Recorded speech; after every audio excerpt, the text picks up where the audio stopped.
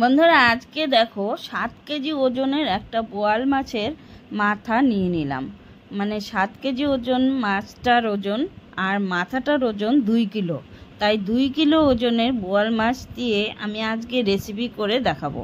তাই দেখো 2 কেজি ওজনের বোয়াল মাছের মাথাটা নিয়ে নিলাম। বিশাল বড় কিন্তু মাথা, আর মাথার মধ্যে যেহেতু মাছ থাকে, বোয়াল মাছের মাথার মধ্যে অনেক মাছ থাকে, তাই আমি এই মাথাটা দিয়েই রেসিপি করে দেখাবো, তাই মাছ নিলাম না। দেখো এটার ওজন হয়েছে 2 কিলো।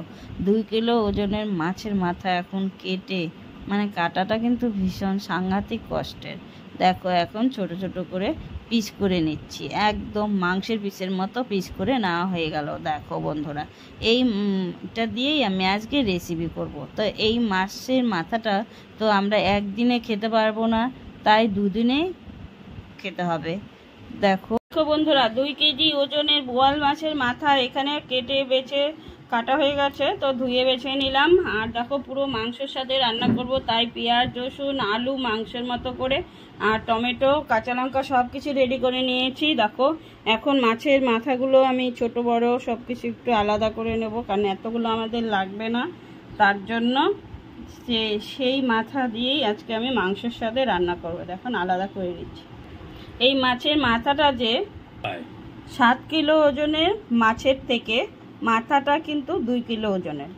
সেই 2 কিলো ওজনের মাথাটা দেখেইছো তোমরা সম্পূর্ণটা কাটতে কত বড় মাথাটা ছিল। সেই মাথাটা দিয়ে আমি এখন রেসিপি করে দেখাবো।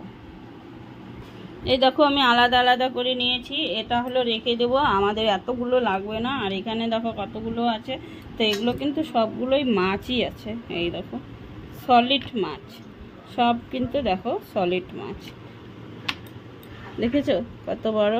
এগুলো কিন্তু একদম মাংসের মতো, দেখো সবগুলো সলিড মাছ। তো এখন চলো মেখে নিই। এখন আমি গামলার মধ্যে ঢেলে নেব, গামলার মধ্যে মেখে নেব। কোথাও দিয়ে দেবো আমি 1 চামচ লবণ, দিয়ে দেবো 1 চামচ হলুদ গুঁড়ো, কারণ এগুলো মাছ ফুটে তার জন্য আমি দিয়ে দেব, যাতে না ফোটে তার জন্য দিয়ে দেব এখানে তেল। দেখো অনেক টাইম তেল দিলাম, তেলটা দিয়ে ভালো করে এখন মেখে নেব।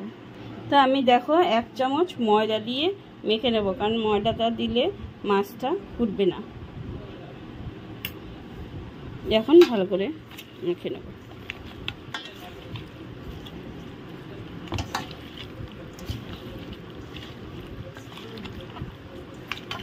তেল দিয়ে দিয়েছি, তেল দিয়ে দেখো একদম পুরো মাংসের মতো মনে হচ্ছে। এখন যদি আমি একটু পেঁয়াজ রসুন সব দিয়ে মেখে নেই, একদম পুরো মাংসই হয়ে যাবে।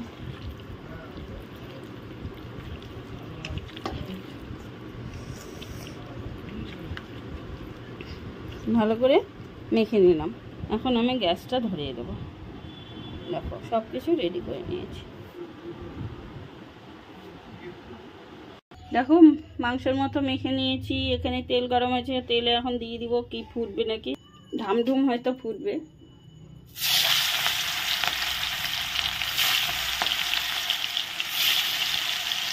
ময়দা দিয়ে মাখার গুণটা দেখো বন্ধুরা, আর তেল, তাহলে কিন্তু ফুটলো না। আমি তো ভয় পাচ্ছিলাম তাও ফুটে নাকি। তোমরা এরকম ময়দা আর কাঁচা তেল দিয়ে মেখে নেবে, তাহলে কিন্তু আর ফুটবে না। এখন ভালো করে ভেজে নেব একটু ঢাকা দিয়ে। ঢাকা না দিলেও হবে, এখন ফুটে নেই। এখন দেখো ঢাকাটা তুলে নিলাম। এই ঢাকাটা তুলে নিয়ে এখন আমি আস্তে আস্তে উল্টে দেবো।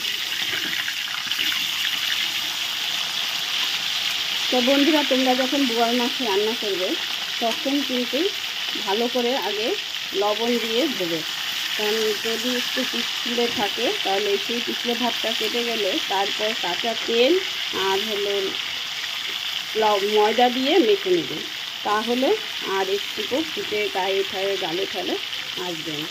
কারণ মেয়েরা আমরা একটু যদি ফুটে আসে তা তো দাগ হয়ে যায়, অনেকদিন দাগটা থাকে, তাহলে দাগটা হবে না। দেখো এখন আরেক পাশেও আমি উল্টিয়ে দিলাম, একটুকু কিন্তু ফুটে নেই। দেখো এখন আমি আবার ঢেকে দেবো, ঢাকা দিয়ে দিই। এখন দেখো আমি আবার ঢাকাটা তুলে নিলাম, আর মাছের মাথাগুলো কিন্তু দেখো একটুকু কিন্তু ফুটে নেই। এই দেখো, দেখেছো? এই দেখো ভালো হয়ে গেছে। আমি এখন তুলে দেবো। দেখো তোলা হয়ে গেছে, আবার দিই, পরের বার আবার দিয়ে দেবো যতগুলো আছে সবগুলো। দেখো এমনি দিলে কিন্তু দেওয়ার সাথে সাথে একদম ফাস্ট করে ফুটবে।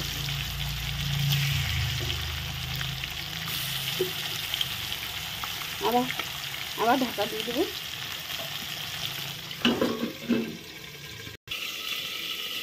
আরেকবার আবার একই সিস্টেমে ঢাকাটা তুলে নিলাম। দেখো এখন আবার উল্টিয়ে দিলাম একবার।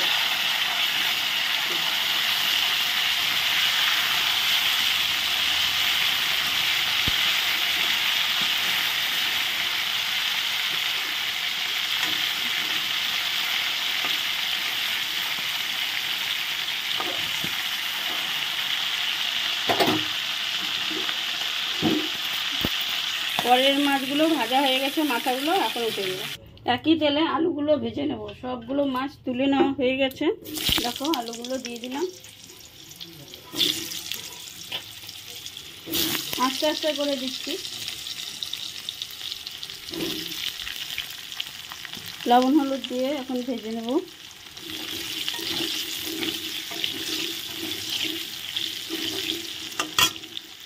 দেখো সবগুলো ভেজে তুলে নিয়েছি, আলুগুলো ভাজা হয়ে গেছে, এখন তুলে নেব। আলু ভেজে তুলে নিয়েছি, এখন দিয়ে দিলাম গোটা জিরে ফোড়নের জন্য। আর এখানে আছে দুটো তেজপাতা, দুটো শুকনো লঙ্কা, আর আছে দুটো এলাচ, দারচিনি, লবঙ্গ, সব কিছু এখন দিয়ে দিলাম। দেখো এলাচটা আমি ফাটিয়ে দিয়েছি, তাও ধাম করে ফেটে গেল। এখন আমি দিয়ে দিব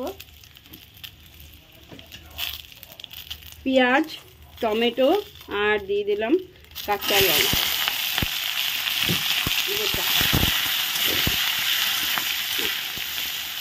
এগুলো একটু ভেজে নিচ্ছি মাংসের মতো করে। মাংসতে আমরা যে প্রথমে একটু ভেজে নিই পেঁয়াজ রসুন সব কিছু, সব দিয়ে দিলাম।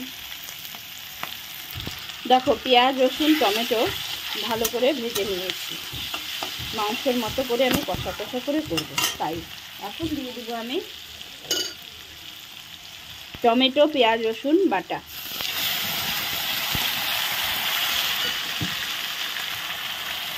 দিয়ে দিব জিরে আর ধনিয়া আর হলো আদা বাটা দিয়ে এখন ভালো করে কষাতে শুরু করব। এখন লবণ হলুদ দিয়ে দেবো। এখন দেখো মশলাটা কষাতে কষাতে লঙ্কার গুঁড়ো হাফ চামচ, হলুদ গুঁড়ো হাফ চামচ, আর 1 চামচ লবণ স্বাদ মতো দিয়ে দিলাম। আর এখন দিয়ে দিব ভেজে রাখা আলুগুলো। একসঙ্গে সব কষানো হয়ে যাবে। তাই দেখো এখন ভালো করে কষিয়ে নিচ্ছি।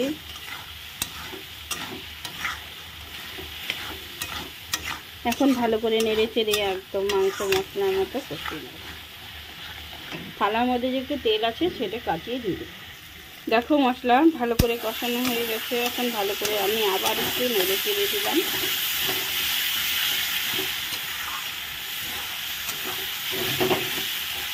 একটু বাটিটা ধুয়ে, মশলার বাটি ধুয়ে একটু জল দিয়ে দেবো। জল দিয়ে আর একটু কষানো হবে। এখন মশলাটা ভালো করে কষানো হবে।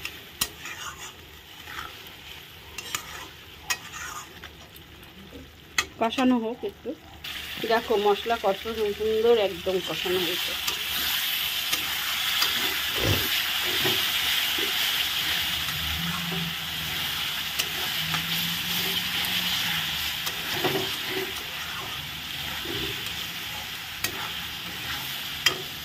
মশলা ভালো করে কষানো হয়ে গেছে। এখন মশলা বাটিটা ধুয়ে একটু জল দিয়ে দেবো। জলটা দিয়ে ভালো করে নেড়ে চেড়ে দেবো। দেখো একদম গ্রেভিটা হয়েছে একদম মাংসের ঝোলের মতো। দেখো ঝোলটা এখন ফুটে গেছে। এখন ভেজে রাখা মাছের মাথাগুলো সব দিয়ে দেবো।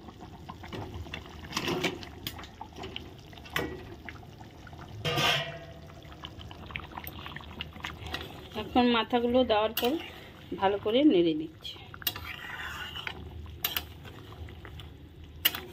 দেখো মনে হচ্ছে চিকেনের লেগ পিস।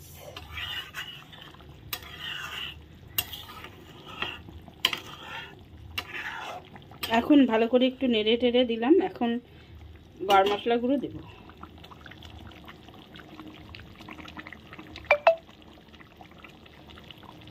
সুন্দর করে ফুটে উঠছে। এখন গরম মশলা গুঁড়ো দিয়ে দিচ্ছি। গরম মশলা গুঁড়োটা দিয়ে ভালো করে এখন নেড়ে চেড়ে নিচ্ছি।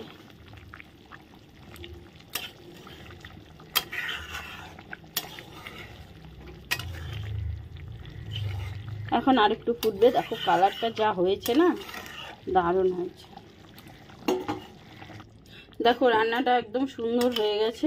এই তো এখন নামিয়ে রাখলে আরেকটু টানবে, দেখেছো? এখন আমি নামিয়ে দিচ্ছি। বোয়াল মাছের মাথা দিয়ে পুরো মাংসের স্বাদে রান্না হয়ে গেছে বন্ধুরা। নামিয়ে নিয়েছি। কেমন লাগলো জানিয়ে, ভালো লাগলে লাইক করবেন, শেয়ার করবেন। আজকের মতো এখানে রাখছি। দেখা হবে পরের ভিডিওতে, পরের দিনে। Tata, bye bye.